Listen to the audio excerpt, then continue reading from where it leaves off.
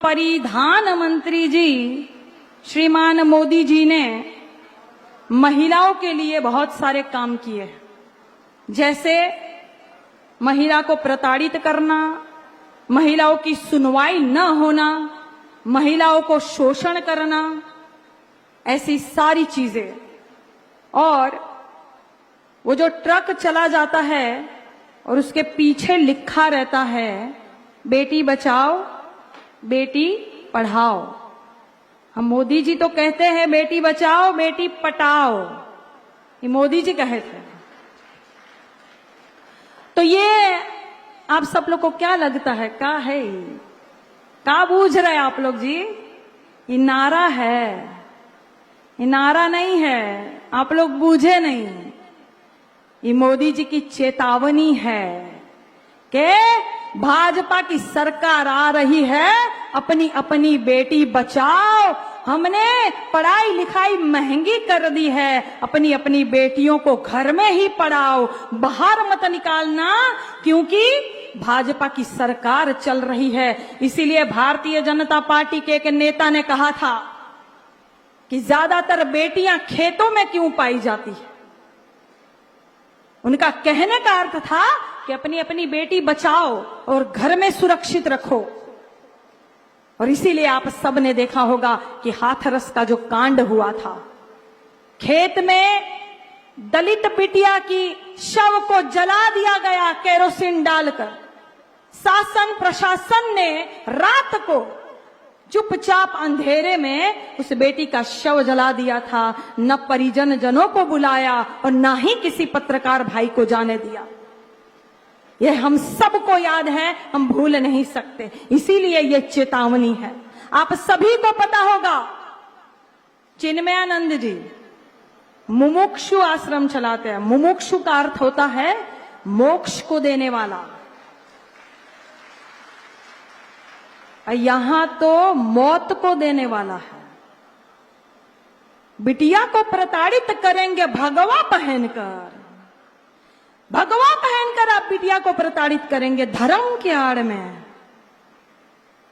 और कहेंगे आश्रम चला रहे हैं। तो ये कहते हैं, ये चेतावनी देते हैं कि बेटी बचाओ। बेटियां नारायणी स्वरूप होती है ये महिलाएं। और नारायणी से मुझे याद आया है कि नवरात्र के दिन चल रहे हैं, तो मैं आप सभी को नवरात्रि की भी बधाई देना चाहती हूं और कहती हूं कि या देवी सर्वभूतेषु शक्ति रूपेण संस्थिता नमस्तस्ये नमस्तस्ये नमस्तस्ये नमो नमः। कि सर्वमंगल मांगल्ये शिवे सर्वार्थ साधिके शरण्ये त्र्यंबके गौरी और नारायणी नमोस्तुते।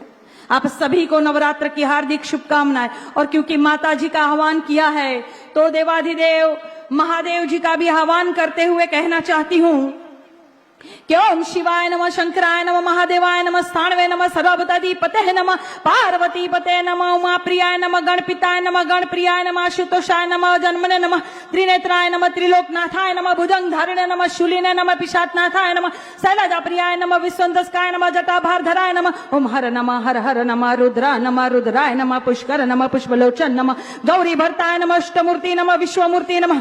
बोलो पार्वती पते हर हर महादेव हर।